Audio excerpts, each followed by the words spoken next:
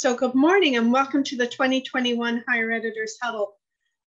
My name is Jenny Pitt-Clark and it's my pleasure to serve as a moderator for the first panel, which is focused on making research news relevant and accessible.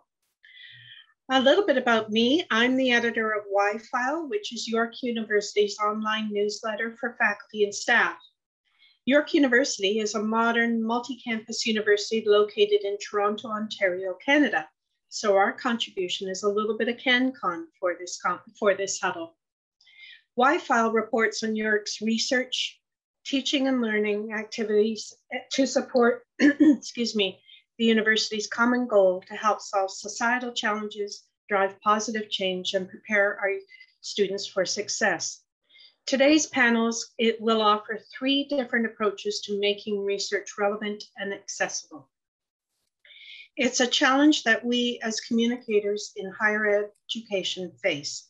How do we translate complex academic research into relevant, accessible news?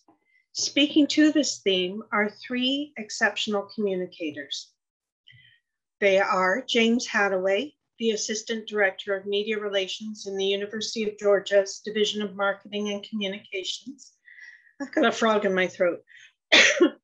Megan Muller, the Senior Manager of Research Communications in the Office of Vice President of Research and Innovation at York University, and York University Professor Jesse Rogerson, who in addition to teaching in the Faculty of Science is also an astrophysicist and science communicator.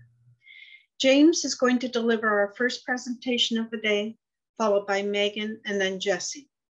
In his presentation, James will focus on the approaches that University of Georgia's Media Relations Office has taken over the last several months to rethink and reinvigorate its research and promotional strategies.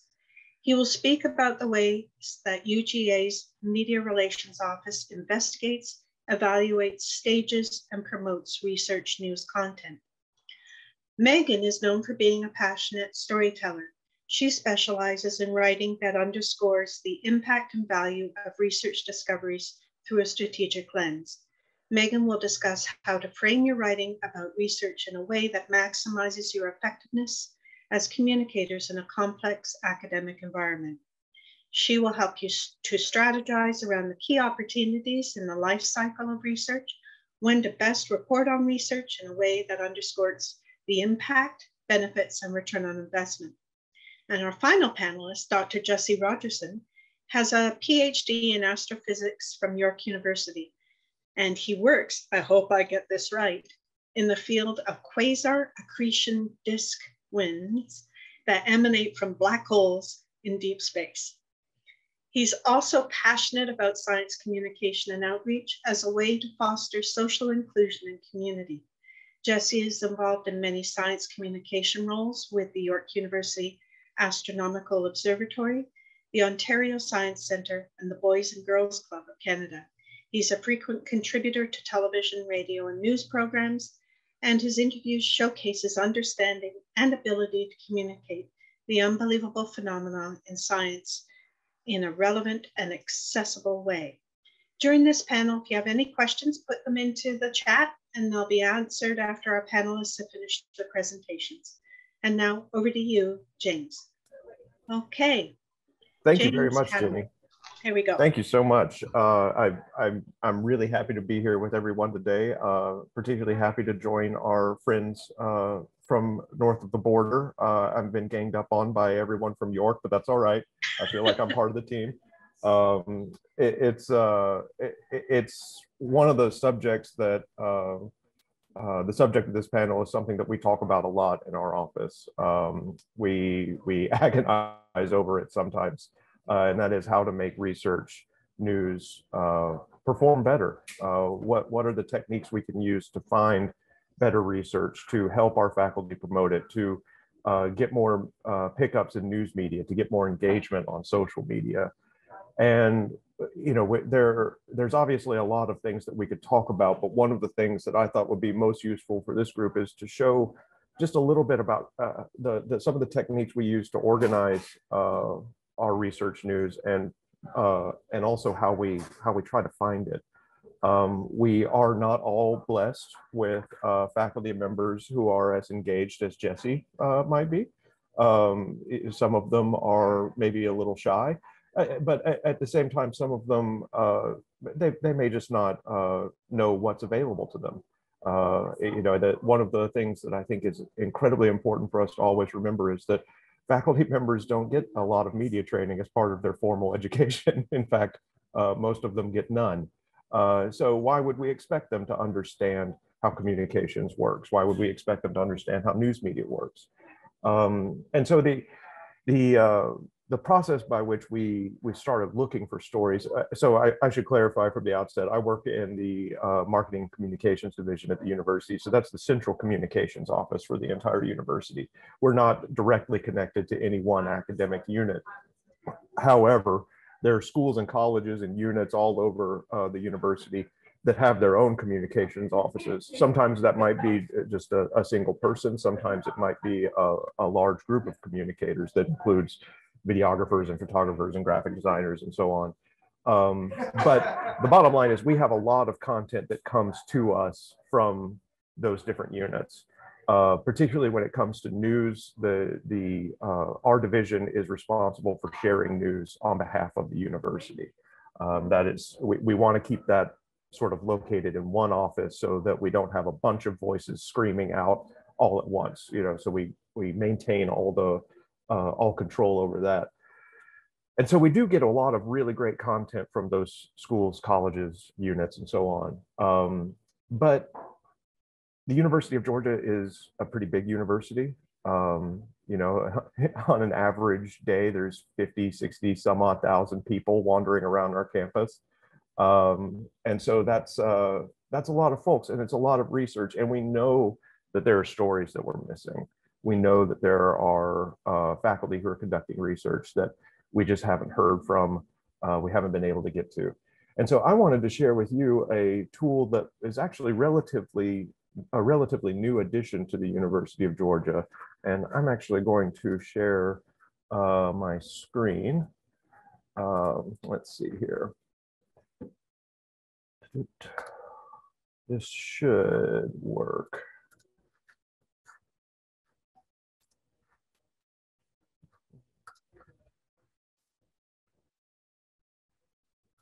No, maybe not. Okay, no, it won't. That's frustrating. Hang on one second. Let me just see if I can figure this out. Greg, could we set James as a co-presenter, please? I'm unable to do that.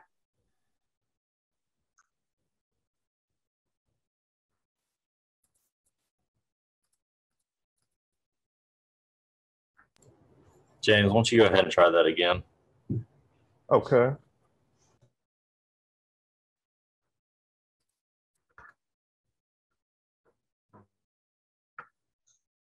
For everybody, we're in uncharted territory right now because this is the first time the huddle has been offered entirely online. So we're working through all the quirks that are associated with Zoom and screen sharing and things like that. So, well, it still won't let me share, but you know what? It's all right. I'll just kind of go forward without you seeing it. So there's a company called Symplectic. Symplectic created a piece of software for the university that we call Elements. I'm not exactly sure who picked that name, but it sounds like they have a chemistry bias. The fundamental purpose of Elements it actually has nothing to do with communications. In fact, we're sort of reverse engineering this. The purpose was to have a central electronic repository for tenure and promotion. So this is a way for faculty members to keep track of all the things that they've done, all the papers they've published, books they've published, all their conference, everything that faculty have to do in order to advance in their fields. And it's a central repository of all those things, and it is the official repository. So there's a pretty significant incentive for them to keep their profiles up to date. And the wonderful thing about it for us is it's a central repository of all their research. So you can search for you can search for individual faculty members if there are people that you know who are particularly clued in, who are really doing really interesting work. You know, you can search by name, you can search by department, you can search by college. So you can expand it out as wide as the entire university. So if you want to look at all the scholarly publications coming out of the University of Georgia, at any given point, you can do that. Or you can narrow it down all the way to a single individual. And it's wonderful because it gives us a much better sense of what kind of work our faculty are doing. They're faculty that we've never heard of, frankly. We've never met them. We didn't even know they existed until we ran across a paper that they published. It's also a great way for us to learn more about our graduate students. I think any faculty member will tell you that graduate students are the key to research. They're the ones doing a lot of the work in the laboratories. They're the ones getting their hands really dirty. I love talking with scientists because they always, particularly those who are connected to a laboratory, because they always say, oh, people imagine me walking around in a lab coat, you know, holding test tubes all day. And the reality is I'm hunched over a keyboard writing grant applications. That's my entire day. Every now and then I actually get to do some science. But it's really been a fantastic tool for us. And I'm sorry I can't share my screen to show it with you, but it's something that we have used quite a bit. And I think it's important to say we've got a group of communicators together. Each communicator is responsible for looking at a couple of different schools or colleges. And those schools and colleges are, some of them can be incredibly large. For example, our College of Veterinary Medicine, our College of Agriculture. Those are two really huge colleges that have a lot of faculty and a lot of research. And then we have some smaller schools and colleges. So each communicator will take a few of them, and we have a bi-weekly meeting, which we sit down. We have a Google Doc where we keep paper ideas. Just like, look, I mean, any idea, anything that seems somewhat promising, throw it in there, give us the name, the abstract, you know, just a link to the paper if it's available. And we sit down and we talk about each one of the papers, what merits they have, what problems there might be. Sometimes, you know, we can get into territorial disputes. Is this really our story to share when there's a paper that's got 30 different authors on it? So, you know, are we the lead author? Are we the corresponding author? That kind of thing.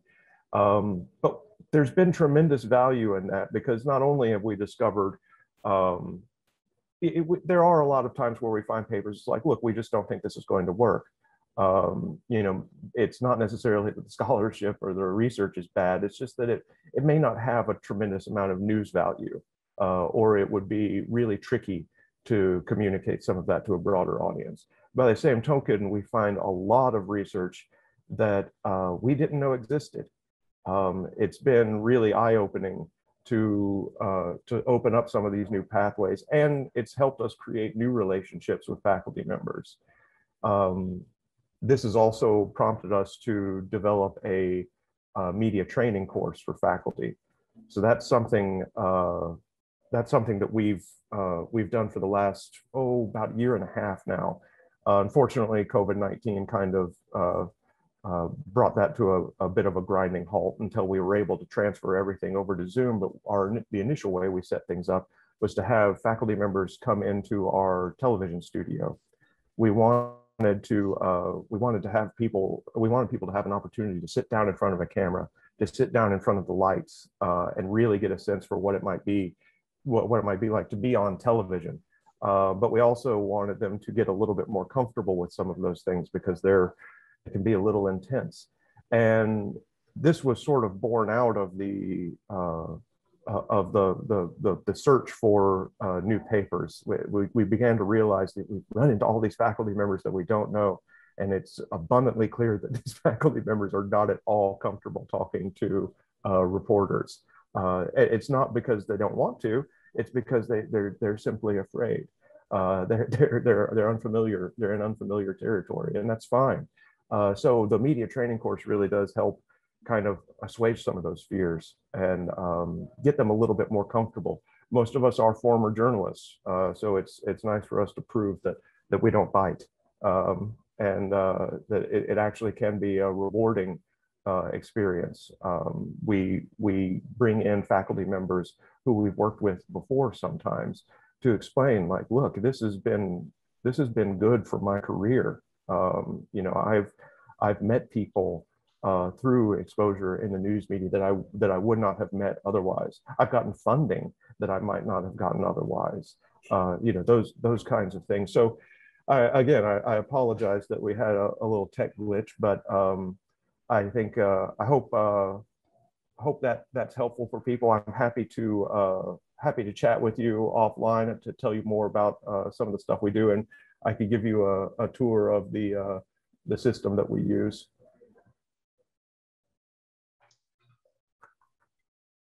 James, before we continue, is there a link you can share that can show people elements? So that's the unfortunate thing, is it's behind a password. So you have to be affiliated with the university in order to log in. Okay. I will say, though, just as a side note, that one of the things that we're developing right now is a public-facing portal for this. And this would actually be a repository of expertise for the general public, particularly for reporters. So that's something we're excited about. It's not live yet, but that's something we hope to have up and running in the near future. Okay. Sorry to jump in, Jenny. I just wanted to see if I could help with that. I'll shut up now. That's fine. Thank you very much, James. I found that very informative. We're hoping that we can get Megan's presentation up and Jesse's presentation so that you can see them. Do I have the ability to share my screen first, Brandon? You should. Okay, thank you. I will share my screen, and Megan, it says I don't, okay, share screen. All right, I will just get the presentation up.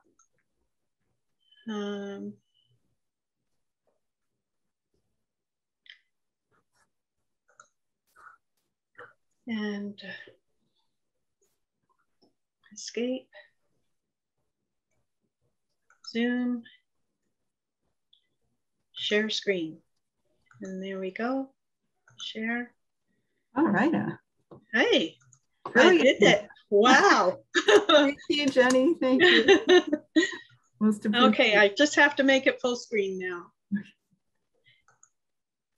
There we go. Okay, can everybody see this?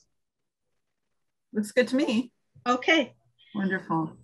Okay, Megan, over to you. And thank you again, James, for a very informative talk. So, all right, Megan. Great, thanks very much. And thank you for inviting me here. This huddle is an amazing, amazing idea. I really appreciate being involved in this. It's brilliant. So today I'm going to be talking about making research news relevant to broad audiences.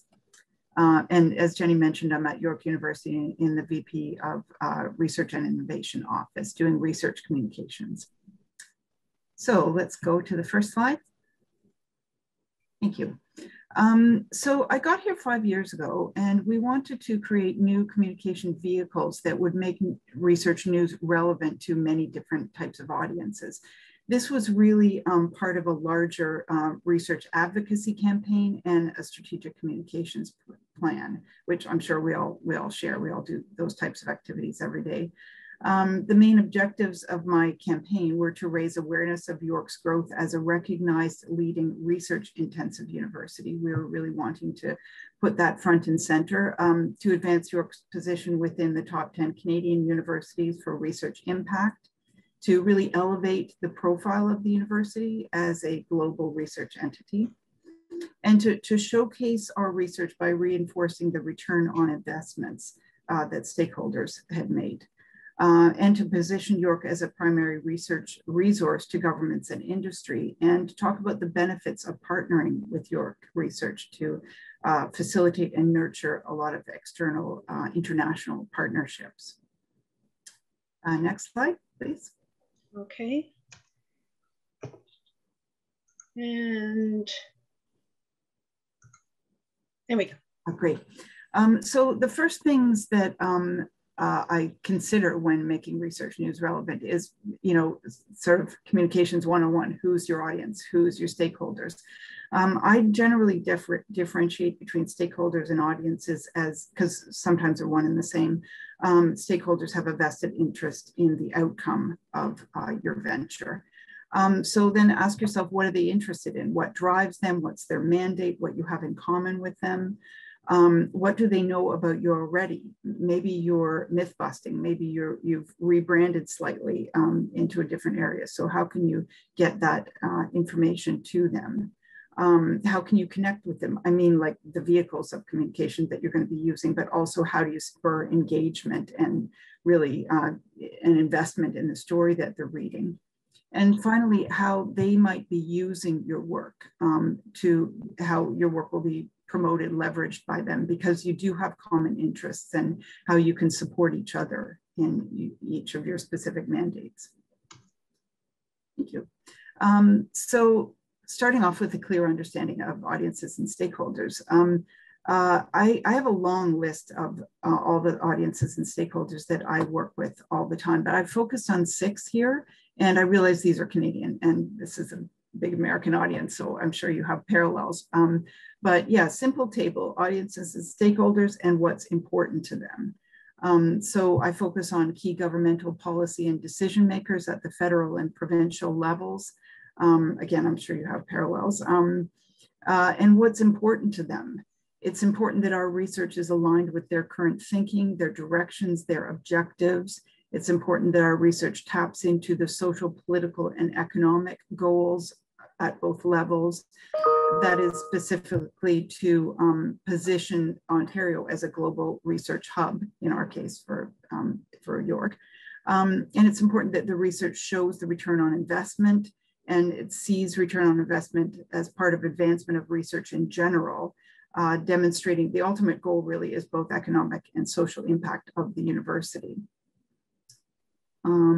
And next slide, please, Jen. Okay.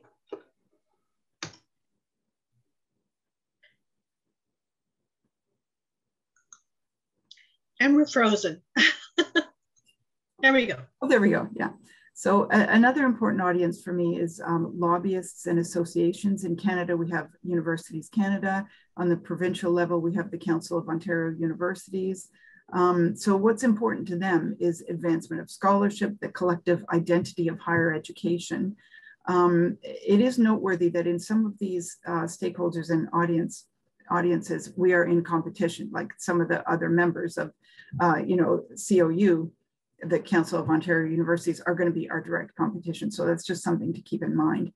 Another important audience is the research hubs. We have CFAR, that's the Canadian Institute for Advanced Research. We have the Wellesley Institute, Fraser Institutes, things like that, that are concerned with the advancement of scholarship, collaboration, and often they're based, the way that they're organized is based around problem solving. Like they'll get together and have a group of, say, climate researchers coming from different areas, different faculties, to come together and try to solve these problems.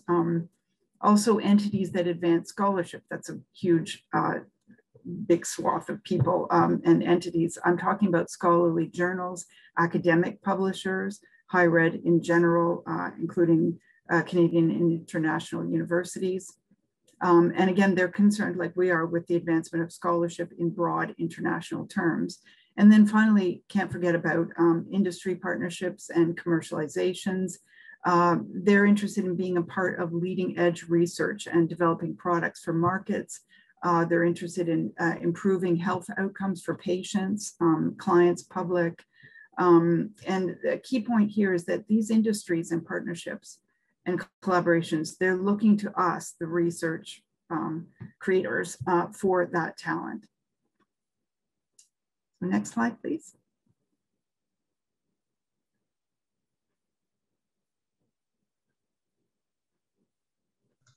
There's a bit of a delay, so.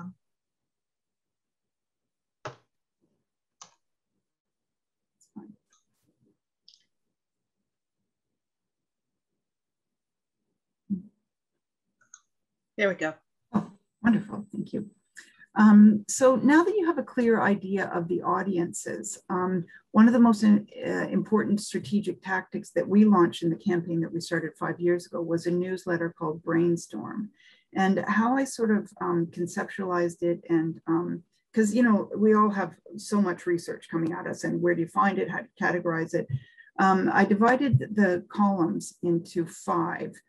These are categories that align with the stakeholders and audiences' key concerns and also the overarching objectives of the university. So these categories should align with, for example, here we have the university academic plan at the presidential level. We have the strategic research plan coming from my office, and then my own strategic communications plan. So this is a way of ensuring alignment as well. So here are the 5 columns. They're kind of self-explanatory, but you'll find that they cover everything. We have Frontiers of Discovery, which is largely science-based, space, astronomy, dealing with writing articles on methane on Mars, cancer research, mathematical modeling during COVID.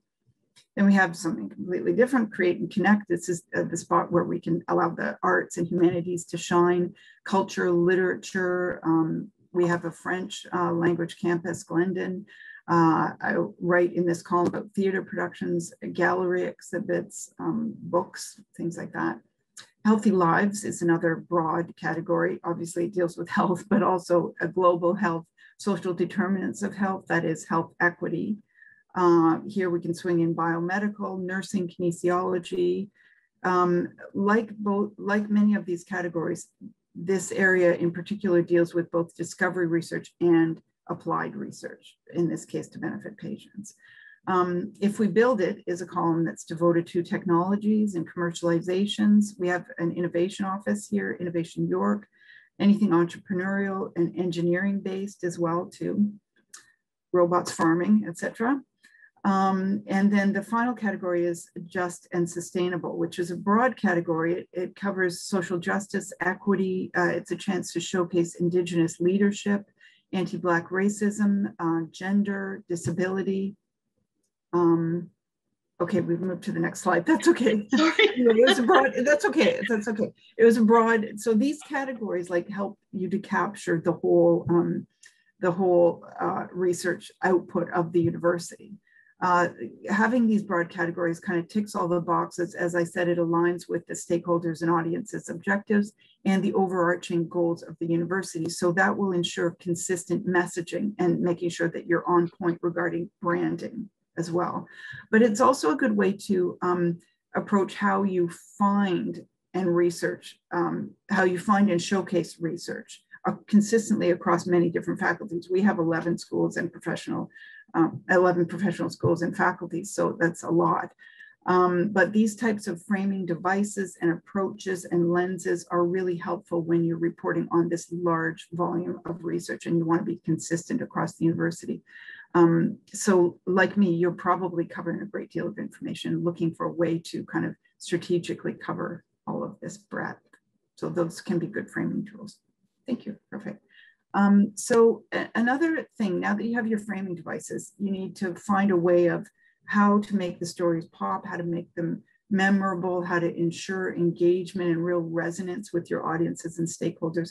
So the number one thing I would suggest is using the tools of journalism. And as it was mentioned, most of you are from journalists, so this isn't going to be news to you, but I really think there's a lot of tools in here that we can get to engage with stakeholders and audiences, because really, in my mind, writing about research is really storytelling, how to generate buzz, spur engagement, build an impactful narrative, and to activate audiences and stakeholders, including funders looking for return on investment.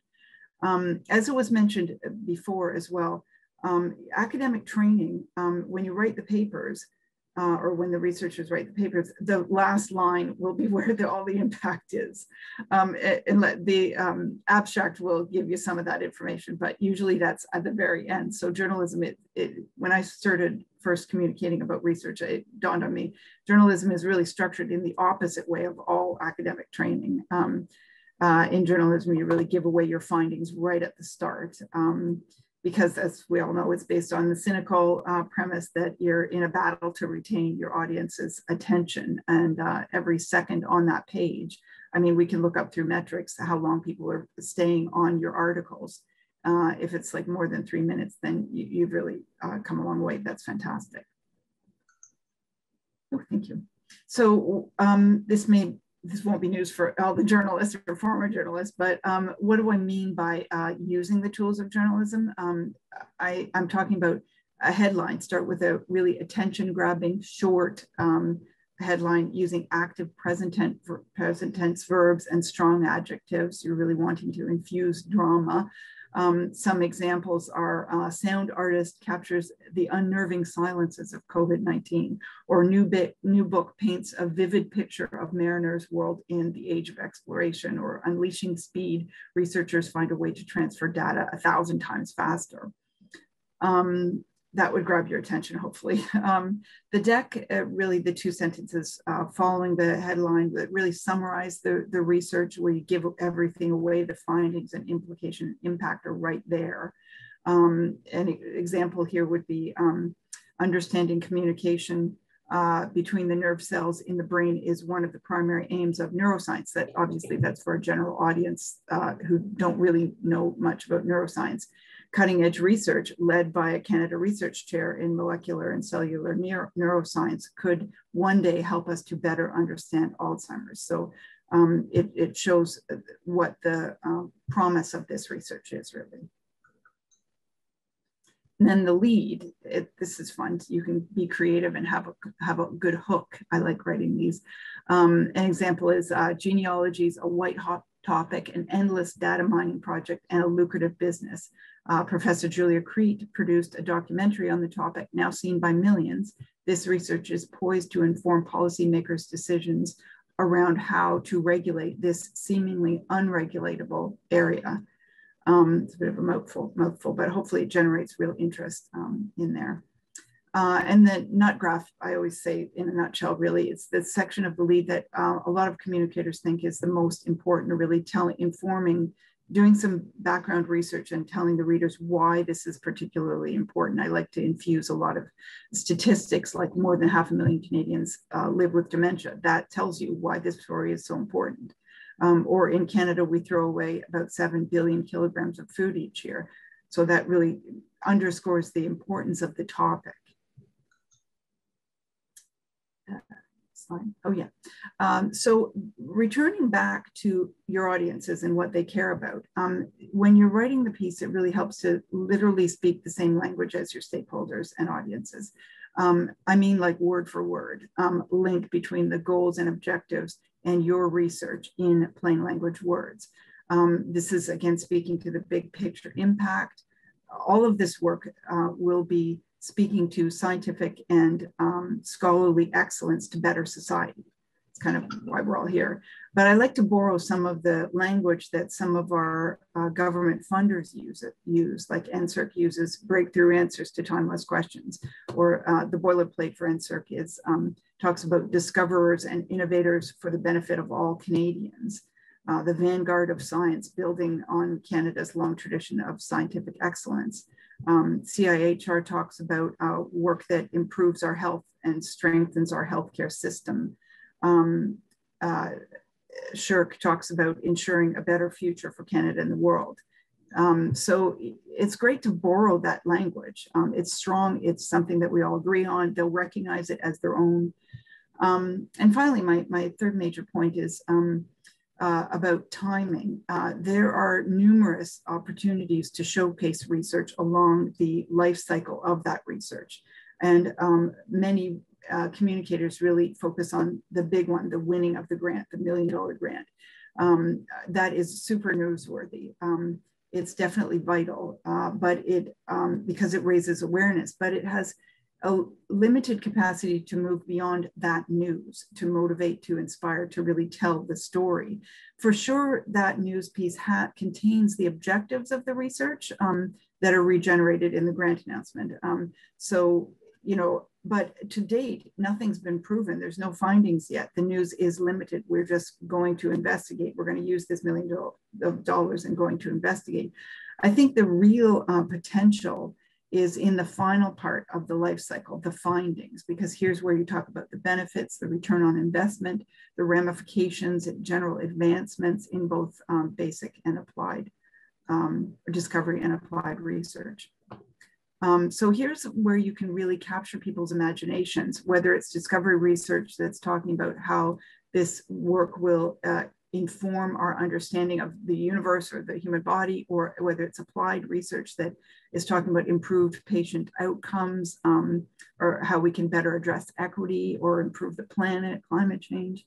So this is where the fun stuff is. The findings is where the real stories are, because that will really capture people's imagination and inspire stakeholders and granting agencies to really get behind your work. So I have an electrifying example. This I was obsessed with for quite some time. This is one of the most inspirational findings, and it's from a history professor, Rachel Koopmans, regarding the Canterbury Cathedral stained glass windows. She found a document in their archives that contained a photograph of this window that a huge, long floor to ceiling, that they presumed was Victorian, but she found some research that led her to think that maybe it's a different time era. So she convinced them to take down the entire wall of windows, and she investigated them, and she discovered that the glass was 700 years older than they thought. It actually dated to the 1180s. So it was 200 years before the Canterbury Tales, which depicted the same pilgrimage, was penned by Geoffrey Chaucer. So Chaucer himself, for English lit people will freak out over this, I'm sure, he would have actually seen this window.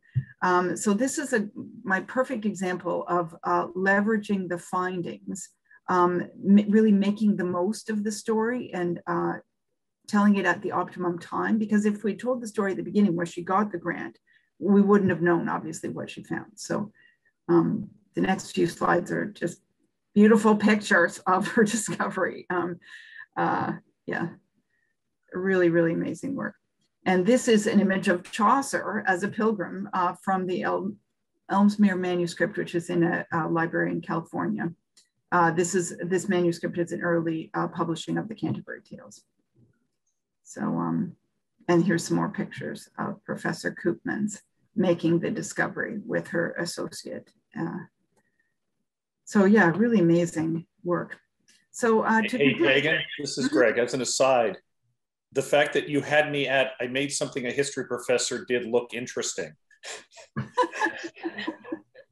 I had been following her work, and I was talking to her when she was doing her work in Canterbury, and she said, you should come over and check it out. It's like, oh my God, I'll be on the first plane. I was following her work for a great amount of time. It's just captivating. Sorry to jump in. It just, finding something involving a history professor that's this engaging is like finding platinum. So congratulations. Sure. So to just sum up my three key points and suggestions on making research news relevant to broad audiences.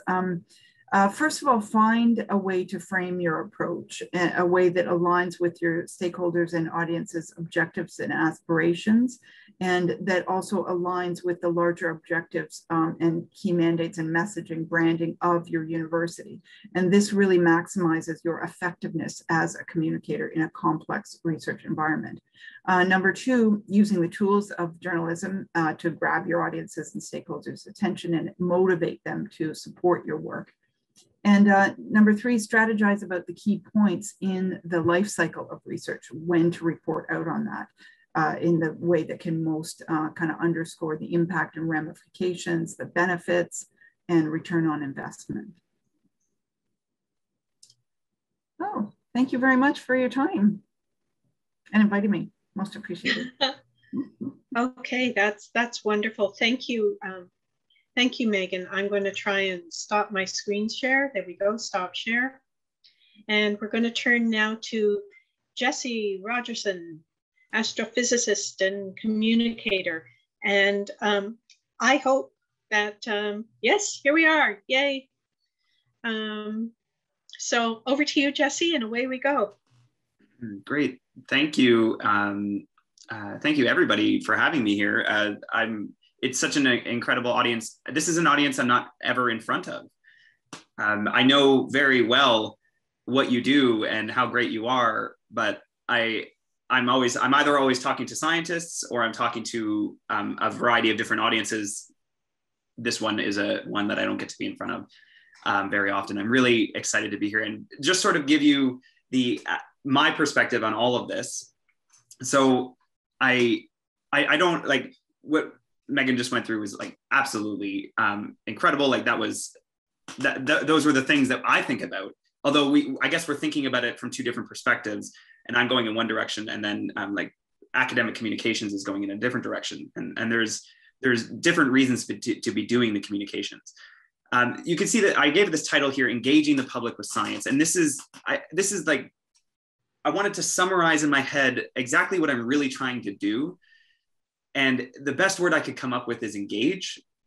There's other words that sort of almost fit the bill, which is discuss with, or chat about, or laugh about, or things like that. But those are less, I don't know, professional sounding. So I went with engaging the public, because I really, when I think about science communication, when I think about talking to anybody about what I do or what people in my field do, I don't ever want to be in the frame of mind that I'm talking at people. I really, that my ultimate goal is hope that people start talking back at me about things. Because when that happens, when you jump over that threshold where people start engaging backwards, when you've given information and they're giving information, you're going back and forth, that's when I think you've really hit the gold mine. That's when when you know you've reached someone, because they're forming their own thoughts and their own opinions, and they're attempting to suss it out in their head of what's going on. So the engagement is the key for, I don't know, true understanding and true connection. So I'm going to give you sort of my perspective on all of this from the academic side and see how that fits into all the conversations that have already happened. So personally, why do I communicate my science? The number one reason, you see I have an arrow here. This is an arrow going in the reason I do it in decreasing order. So the number one reason at the very top is because it's cool. Literally the main reason I want to talk about my science is because I want to talk about my science because I think it's interesting. Now that's obviously not the best reason necessarily, but it's the best reason for me personally. I like to talk about it. And so I look for people who want to hear me talk about it, basically. So this is I find audiences all over the place. Like I end up in science museums. Social media is a big thing for this. I end up on the news sometimes. I look for places that are interested in hearing about the things that I think are cool. And you can all relate to this because you do this for pretty much everything else in your life, right? If you watch a movie that you think is really, really cool, you go looking for all the people that want to talk to you about that movie, or a show, or a book that you just read, or a documentary you just read, and you want to chat about it, and you want to go back and forth about it, and you want to take what you've learned and see what they've learned and mesh it around and see what comes out of it, because you think it's cool and you want to relate to other people about it. And that's, like, as an academic, that is one of my major motivations, is that I want to relate to people with what I think is cool. And I want to do it more than just talking to my academic colleagues. I love going to conferences and discussing with everybody there and really digging into the details about astronomy. But that's not enough for me. I want to also chat with my friends about it, and I want to talk with my family about it, and I want to really anybody that's going to be hearing about it. I also love to be helpful, and I think most people do. At motivation speaking, most people want to help if they can. And when someone asks me a question, like if I know I know more about space than most people do, I love to dive in and be like, oh yeah, I can clarify that for you. Now, motivation beyond this, and James touched on this as well, is that it helps our careers. As an academic, it absolutely helps our careers to practice our communication. Unfortunately, we're not really given any tools to do that. We really aren't. You're just sort of thrown into it and expected to do well on it. And which is even crazier when you think about it from a tenure and promotion point of view. Some of what you're judged on for tenure and promotion is your ability to teach and communicate, and we're not really trained on how to teach and communicate. So it's an unfair situation. But going through these motions, learning how to be a communicator, working with the media department at York, that helps me. Now, I did an extra step here where I left academia for a while and I was working in science museums, and that really honed my communication abilities. But the lesson still stands that if we can communicate better, if we can reach more audiences, there's more awareness about our science, that's going to lead to hopefully more funding and solving bigger problems. So if you think about it purely selfishly as a scientist, we want people to know about what we're doing so that we can continue doing what we're doing. Now, how do I reach my audiences? So a lot of this has been or some of this has been talked about before by the other speakers, relevance and telling a good story from the previous presentation. Those are such huge key points to connecting with people. The other two that I want to add in is I mean, as you might be able to tell, I'm quite an enthusiastic speaker. I like to really get into it. I speak with my whole body, and I feel like that really connects. Now this is a personal thing, and it's not necessarily something that every person will have, but one real major way to connect with people is to meet them at their intersection points. We're all so good at starting where we are and saying, and you can imagine it as sort of like having a loudspeaker and just start yelling out into the void and then hoping people listen, when it makes way more sense to just go to where all the people are and then talk there. And you can think of a variety of scenarios. Science museums are like the #1 place that you can do it, but you can go to bars, or you can go to blogs, or you can show up on the news, or you can meet people where they are, and you have a much larger chance. One of the #1 things in astronomy to connect with people, probably the best one, is called sidewalk astronomy, where you literally pull a telescope out onto a sidewalk and you just start looking at things. And as people walk by, they ask you questions or want to look through the telescope. What are you doing? And off you go. Because you go to them as opposed to them coming to you. Okay. 3, I sort of tried to keep this short, and then we can go through questions, I guess. But from a personal perspective, as an academic, here's the things that I like to talk about. So, and I'll sort of loop back on this after I get through the 3 of these. So things I like to discuss: aha moments. As a scientist, these don't happen every day, but when they do happen, it's like the reason you keep doing science almost is when you figure out something that hasn't been figured out before. Even this, we're not changing the world every day, but every day you have these little things, and then every once in a while you get like a nice, interesting thing. Oh, you're like, oh, I figured out why this is working the way it is. What I have here is on the screen is an animation showing what you're looking at as stars that are not moving, and then a little object that's moving through the sky, and that's an asteroid. And I remember this is not my data, but I have an animation that is exactly like this that I could not find. And what I was doing, this was when I was a grad student, I was using data from the Canada-France-Hawaii telescope. It's one of Canada's best telescopes, and it's situated in Hawaii. It's a collaboration with a few countries. And I pointed the telescope, I took a bunch of pictures of the sky, and I was looking at a quasar accretion disks, as Jenny mentioned. But when I was looking at my data, as I was looking through this sequence, I kept finding this one object in random places, and I couldn't figure out what was going on. I'm like, what is going on with my data? Why is this object here? Why is it here? And then I realized I was looking at it in a random order. And so I put them in a time order, and I found exactly what you're seeing here, and realized that I had, I'm going to say this in quotes, discovered an asteroid.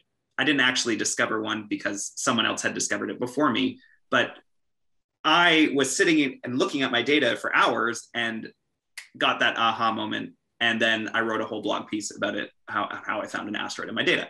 Someone had already found this one, so I don't get to name it or anything. That moment where you can just tell that story of, it's almost like a detective story where you're taking people through your thought process from start to finish. You can you can leap off with the holy crap, I found an asteroid, and then you dive into this is how I did it. And that's a really fun thing to connect with people. The second thing I like to discuss a lot is behind the scenes moments. This is an image from when I was way younger than I am now, standing underneath a telescope that is in Arizona. And so it's quite a large telescope, as you can see. And there's the bottom of the telescope there, and there's the camera. That's the camera right there. So like people don't see these things on an everyday basis, right? When you think of cameras, you think of like, your cell phone or maybe your DSLR or something. But this is the size of an astronomical camera. And relatively speaking, this is small in comparison to some of the other telescopes that are out there.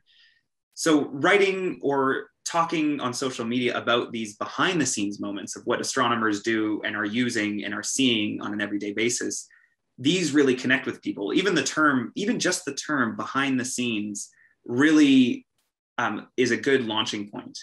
Because when people see the behind the scenes words, they're like, ooh, this is something I don't normally get to interact with. What's going on here? And I mean, that's why we all love the behind the scenes moments on TV shows and movies, right? Because it's a window into the world that you don't normally get to see. So this is just a great picture encapsulating that. And the final thing I like to discuss is natural phenomenon that's observable by anyone, because this makes it very equitable. It makes it very accessible. It makes it so that anybody can participate. The most recent example was that there was a partial solar eclipse it was in Canada, and I think down into the States as well. Where we had the moon cover a bit of the sun. And so going out and talking about it, in this case, in this one, we didn't have big events because of COVID-19, but we had small ones. And this is me and my wife out watching with the telescope. And that's what it looks like through the telescope there. Back in 2017, you may all remember, especially if you're in the States, the whole country mobilized to watch the Great American Eclipse back in 2017. And up in Canada, we also were mobilized because we got to see it as a partial eclipse. And this was at the museum in Ottawa that I used to work at. In this case, you're helping people understand something that everybody can watch and participate in. You can see how many thousands of people or how many hundreds of people are in this picture. Thousands of people, millions of people across the world were participating, and that community effect is a really interesting thing. Now you notice that these three things that I've mentioned aren't my research, right? So my research is quasars, accretion disk winds, which are cool, but on an everyday basis, in terms of relevance to an everyday audience, my research doesn't hit all the time. So I look for these other things that I can participate in. The aha moments, the behind the scenes, and the natural phenomena. Those are ways to really inject myself into conversations, to chat with people, and to provide context. And every once in a while, I get to write some press releases about my work, and that's a lot of fun as well. My two takeaways that I say what I've learned so far, and I've learned a lot, but when I really distill it down, that when I'm communicating my science, my audiences really want a human connection, right? That they don't want to just learn science. They want to make a connection, not necessarily with the person speaking, but something in their own life, or something in their job, or something for their kids, or whatever you can come up with. You want to connect things. You don't want to just learn flat facts and then move on. You want to know why things are working the way they are, and interpret it in your everyday life. So if you can, when I'm doing this, these are the things I'm trying to be. I'm trying to be a human, and I'm trying to help make connections as a communicator. And that's it. So I'll leave it at that. That's where I am.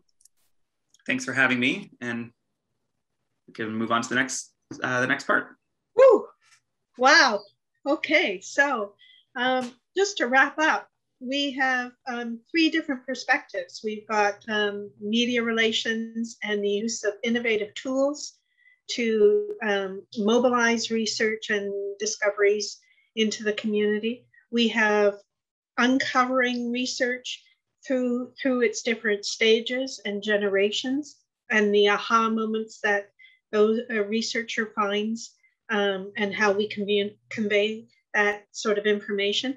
And then we have the aha moments, the humility and the accessibility of making your research cool, interesting, and available. Most definitely making it available to different audiences. And that's a wrap. So we have a few minutes for questions, responses, nervous breakdowns, anything. Just let me know. I think Jenny, I may have actually seen a question that came in fairly early in the during our talk. It was, can we talk a little bit about how we work with faculty researchers Sure. to help them understand the importance of putting their research into layman terms? Okay. Boy, that's a great question, and it is something that I've dealt with pretty much my entire career, not just here at the university, but before when I was working as a journalist as well. One of the, this is maybe not the most inspiring advice, but it's probably the best advice I can come up with, and that is to be just brutally honest with them. I think there are a lot of faculty members who are unaware of the jargon that they're using. It's become so commonplace to them that it's just, there's a lot of assumed knowledge there. And I know a lot of people, particularly when they interact with a science writer, they assume that the science writer knows all the science already as well. I've worked in research and science writing for a long time, and yeah, I mean, I really like science a lot, and I love learning about it, but no one can know all the science. One day I might be talking to a plant biologist, and the next day I might be talking to an astrophysicist like Jesse. So, I have a sort of a broad knowledge of science, but I also think that making them aware of terms that the average person may not understand, but also helping them find alternatives. Every complex word has a definition. And I think in that definition is exactly what you're looking for. Jesse, like, for example, Jesse, I'm going to put you on the spot, like a quasar, right? The average person may not know what a quasar is, but I'm willing to wager that has a pretty simple definition. What's funny is that right before this, I was speaking at a summer camp virtually about quasars. Any topic can be communicated, and all it is a quasar is a supermassive black hole with a whole bunch of stuff orbiting it, falling onto the black hole. Super bright, super active, a black hole eating a bunch of stuff is what it is. Look at that. See, now we all know what a quasar is. Yeah. But I honestly, I do think too that there's a sort of knee-jerk reaction that people have that they're dumbing something down. I really hate that phrase. Because I don't think it's dumbing down. We all had to learn the definitions of complex words at some point. I'll use Jesse as an example again. There was a point in Jesse's life where he didn't know what a quasar was, and he had to learn that. So it's not, in my mind, it's not dumbing it down. It's just making it more accessible. It's helping to educate a broader audience. Yeah, and I think using the phrase dumbing down also needlessly creates that ivory tower, I'm smarter than thou type. I'm smart, you're dumb, I have to make it for, that whole gradient. It's not like, when I talk to my academic colleagues about this, we should be speaking like this at academic conferences as well, right? There's no reason to be ridiculously wordy, even when talking with the experts in the field. Yeah. Megan, you had a point to make?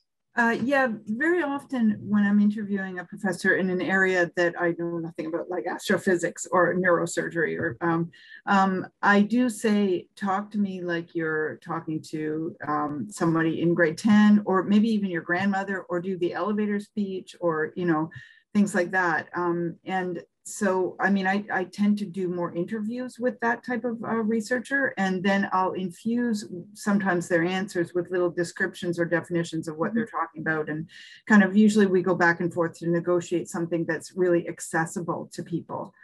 Yes. But it's a good skill. It's a good muscle to exercise for all academics. I agree. And in my role as with a faculty and staff newsletter, I'm very often bridging the negotiations to make the language accessible and understandable. I have a question here from for James. James, did your group lead the development of elements? What other areas were involved? So the company that someone was kind enough to link to them in the chat earlier, the company Symplectic, they led the primary design. They're actually the ones who build the backend, and they've built this this database for other universities as well. But that being said, we were heavily involved in the design and the sort of the selection of features. They tailor make it to each university. So we were very much involved. So it was a group of faculty members, staff, and even graduate students sort of working on panels to figure out what it was going to look like. And the same is true for the public-facing database that we're going to hopefully release soon. Wonderful. Okay, here's a question from Jacqueline Todd to all the panelists. It seems to me that relevant research news is key to garnering media coverage.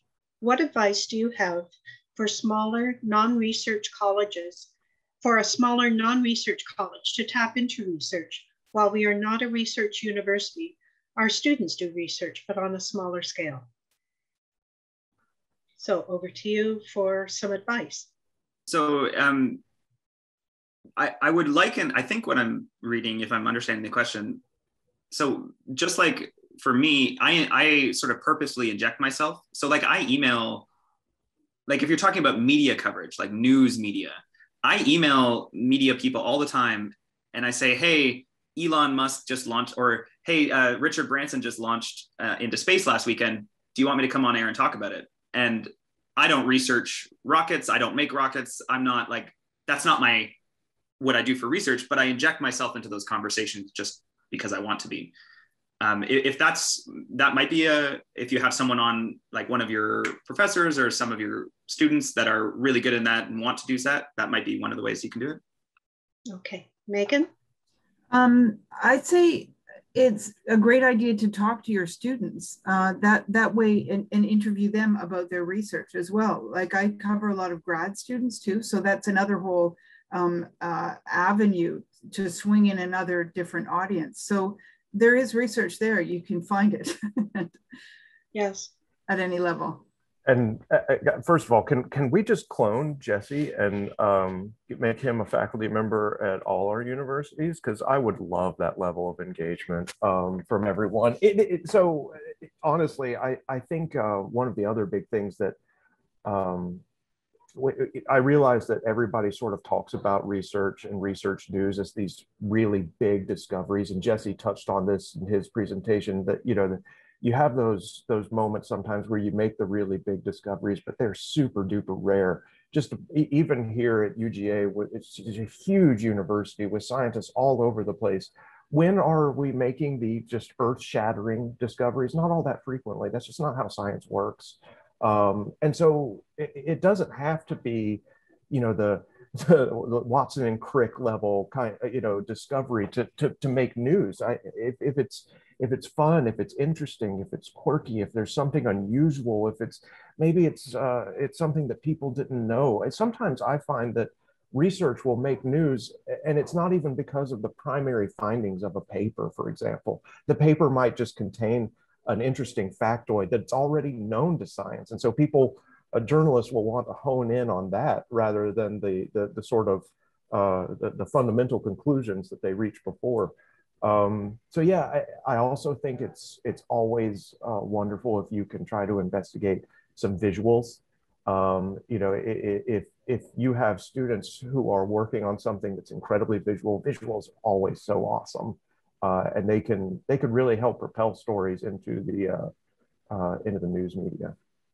I always, when working with students, I always ask, where do you want to be 10 years from now? And tell me what your optimal world is going to be, what your role is. And then that's when they open up and start extrapolating to the power and potential of their research activities. So that's a way for a small non-research-based college to really delve into the future power and potential of what its student researchers are achieving. We're coming up to the end of our time. I believe that we are going to include a link to James's Elements presentation in the archive for this huddle.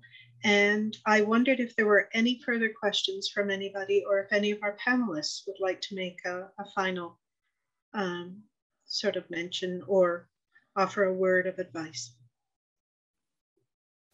Just say that even people like me forget that the media and communications departments live at the universities, and I should really be talking to York's communications department more often, and I completely forget. I feel like academia and the communications group need to, like, I don't know, hang out more just to remember that we exist. Well, you know, we exist, but I think we forget. Yeah. Megan?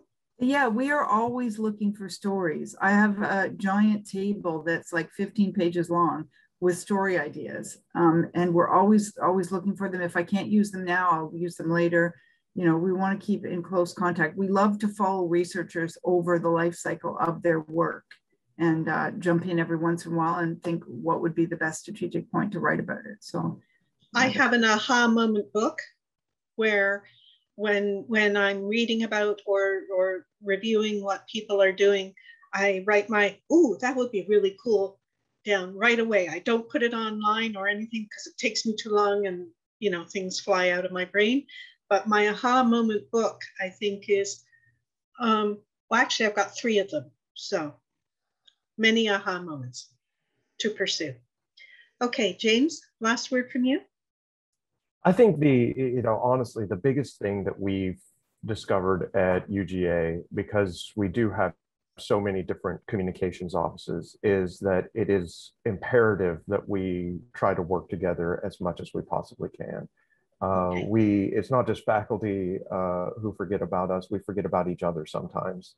And it is pretty remarkable what we can accomplish if we all sit down together and work on story ideas and come up with new ideas for communications campaigns in general. So, you know, reach out to your faculty, but reach out to your fellow communicators as well.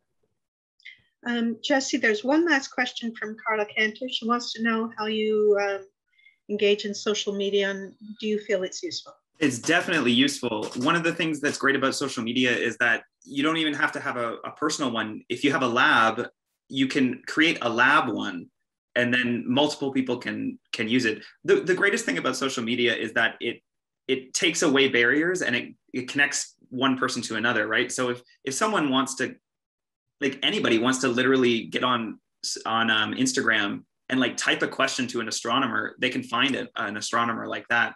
You don't need to go through a university to do it. It's great. Social media has completely changed communication in a lot of ways, and there's a lot of downsides to it, of course. But I think used well, used as a communication tool, it's really, really good. Okay. I think that's the end of our research panel. And what I had till 11:15 and 11:15, Greg, or am I over? You're muted. Yeah, I'm not muted anymore. Sorry.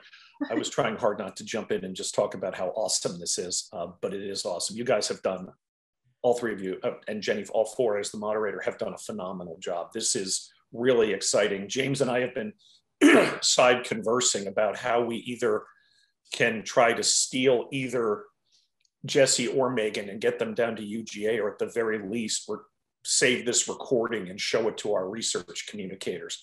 This is so much in line with everything we're trying to talk to people about how best to show people the value of the research. Particularly, I think someone made a comment in the chat function about NASA and how NASA writes for an 8th grade level because it's taxpayer funded. Well, we're a public university, we're taxpayer funded. Mm-hmm. And, you know, this is going to make James nauseous, but one of the lines that I talk about all the time is every day we have to show the public why what we do is worth our time and their money. And I think the more we can demonstrate that clearly, understandably, and enthusiastically, I think the better off we all are. Okay. Thank you, Jenny, everybody. I know you're sticking around for the rest of the session. Thank you, guys. Thank you. Absolutely thank you. awesome. Well, so well done. Really great job, everybody. Amazing. And thank you for the opportunity to serve as a moderator. I'm inspired by our three panelists. It's so invigorating to hear your take on research.